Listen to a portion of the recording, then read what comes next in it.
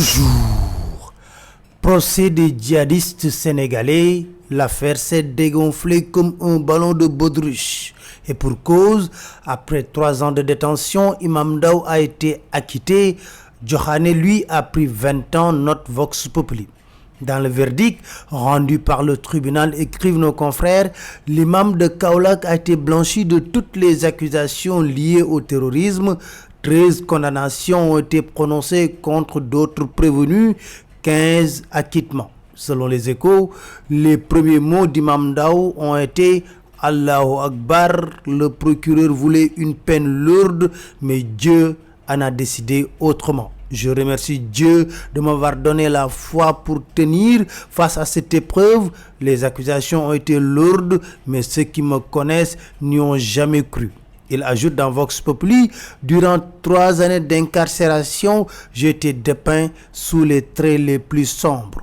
Mais, alhamdulillah, Imam Ndao va se reposer à Dakar jusqu'à lundi avant de se rendre à Kaolack.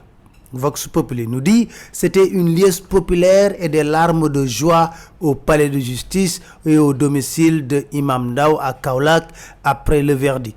Enquête qui tire les leçons de ce procès semble dire tout ça pour ça. Pour nos confrères, les juges de la chambre criminelle et les services de renseignement ont fait un bon travail. Dakar Time nous dit en réalité toute cette affaire est la conséquence d'une querelle entre renseignements généraux. L'arrestation d'Alioune Ndao est née d'une querelle entre les services de renseignement de la police et de la gendarmerie. Et le verdict prouve qu'on s'est trompé sur le cas Imam Ndao. Mais Dakar Time nous dit, si Imam Ndao était candidat à la présidentielle, Macky Sall ne l'aurait jamais libéré à coup sûr. Celui que Macky refuse de libérer, c'est Khalifa Ababacar Sall. Vox Populi nous dit, pourtant, il reste confiant. À ses partisans hier, au tribunal, il a lancé « On gagne ». En tout cas, dans l'AS, Maître Amadou Sall évoque des réunions nocturnes au palais pour liquider Khalifa Ababacar Sall. Et Macky Sall ne lésine pas sur les moyens. Il a convié Benno Bokk Yakaar à une union sacrée pour la grande bataille de 2019, nous dit l'Observateur. L'AS nous parle d'un plan de guerre.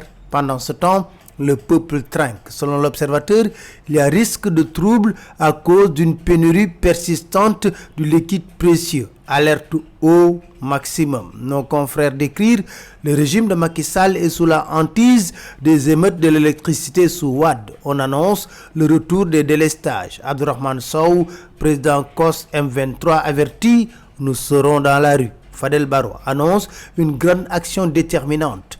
Que vaut la parole du Premier ministre? On verra. Selon les Échos, il avait promis ce vendredi de l'eau pour tous.